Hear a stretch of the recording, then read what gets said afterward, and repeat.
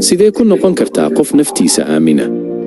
Naftaada aaminiddu ma aha wax iska yimaada, waa safarka ugu muhiimsan ee aad nolosha ku qaadi doonto.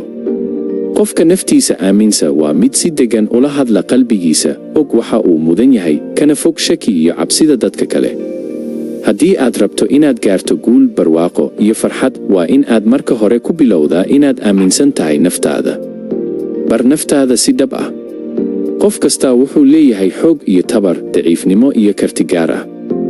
Marka aad fahanto waxa aad jeceshahay, waxaad ku wanaagsan tahay, maxaa kaa niyad jabiya, markaas ayaad ku bilaabaysaa inaad naftaada aqoonsato. Aqoonsigu waa tallaabada koowaad ee aaminaadda. Jooji isbarbardhigga dadka kale. Mid ka mid ah waxyaabaha dilaya kalsoonida nafta waa marka aad isku daydo inaad isbarbardhigto noloshaada iyo tan dadka kale. Dadku waxay muujiyaan noloshooda ugu quruxda badan, balse weligaa ma arkaysid dhinacooda daciifka ah. Halkii aad isbarbardhigi lahayd, isku day in aad isbarbardhigto naftaadii shalay iyo naftaada maanta. Horumarka ugu runta badan waa marka aad isbeddel yar samayso maalin kasta. Aqbal guuldarrada kana baro.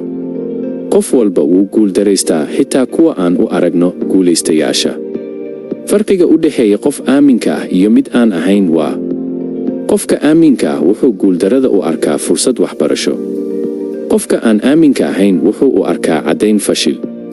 Marka aad si kalsooni leh u aqbasho khaladaadkaaga, waxaad noqonaysaa qof leh damiir xooggan iyo aragti togan. Kordhi aqoontaada iyo xirfadahaaga. Marka aad barato xirfad cusub, shaqo wanaagsan qabato, ama cilmi korodhsato, kalsoonidaadu si dabiici ah ayay u kobcaysaa. Qofka wax barta wuxuu dareemaa inuu qalab u leeyahay nolosha. Aqoontu waa hubka kalsoonida. La hadal naftaada si wanaagsan. Waxaa jirta cod gudahaaga ah oo si joogto ah kuula hadlayo, waa inner voice-kaaga. Haddii codkaasi yahay mid kugu dhaliilaya ama kaa niyad jabinaya, waxaad u baahan tahay inaad beddesho. Isla markiiba beddel weedhaha. Ma awoodo, waan isku dayayaa, waan baran doonaa. Dadku way iga fiican yihiin, aniguna waxaan leeyahay tayo gaar ah. Codkaaga gudaha ayaa noqon kara cadowgaaga ugu weyn ama saaxiibkaaga ugu dhow. Ka xeerow dadka kuu horseeda kalsooni. Darada dadka aad wakhtiga la qaadato waa kuwa ku dhisa mise ku dumiya.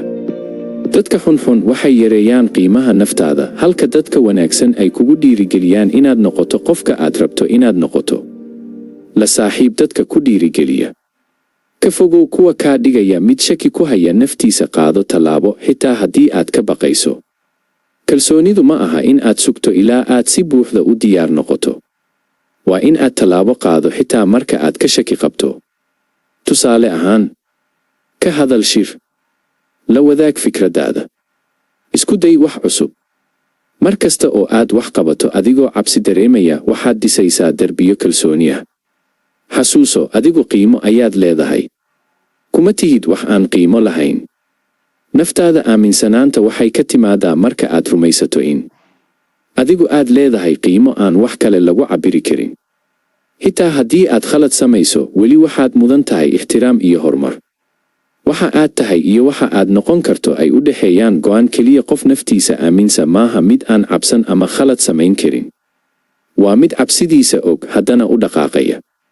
Waa mid khaladkiisa aqbala, haddana sii socda. Waa mid og qiimaha uu leeyahay, xitaa marka dadka kale aysan arag. Naftaada aaminka ah waa hadiyadda ugu weyn ee aad naftaada siin karto. Marka aad is-aaminto, dunidu waxay kuu furnaanaysaa siyaabo aad hore u arki weyday. Aaminaad la'aan nolol la'aan maskaxeed. Marka aad naftaada aamini weydo, waxaad iska joojisaa riyooyinkaaga. Waxaad ka baqaysaa inaad wax weydiisato. Waxaad dareemaysaa in aadan u qalmin wax wanaagsan.